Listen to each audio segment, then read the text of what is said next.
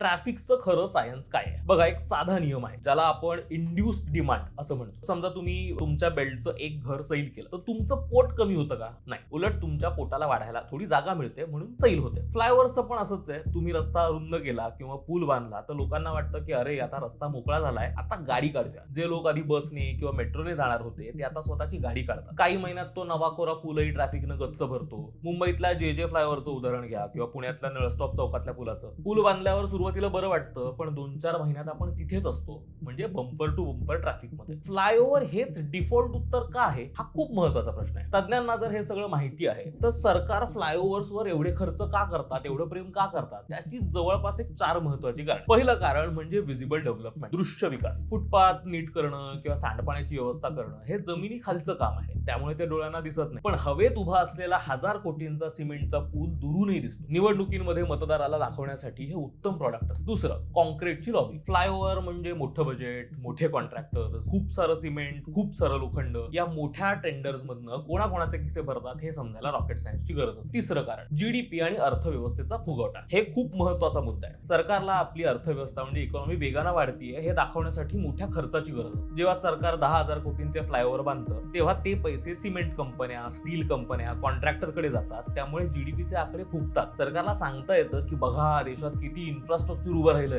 पण सामान्य माणसाचा प्रवास सुखाचा झाला का? तर कदाचित नाही. हे म्हणजे एखाद्यानं कर्ज काढायचं, महागडी गाडी घ्यायची आणि मी श्रीमंत झालो असं मिळवायचं, असंच आहे ना. चौथं कारण म्हणजे तात्पुरती मलमपट्टी. लॉंग टर्म ट्रान्झिट प्लॅनिंग करण्यापेक्षा लोकांना आम्ही काहीतरी करतोय हे दाखवण्यासाठी पूल बांधणं सोपं असतं.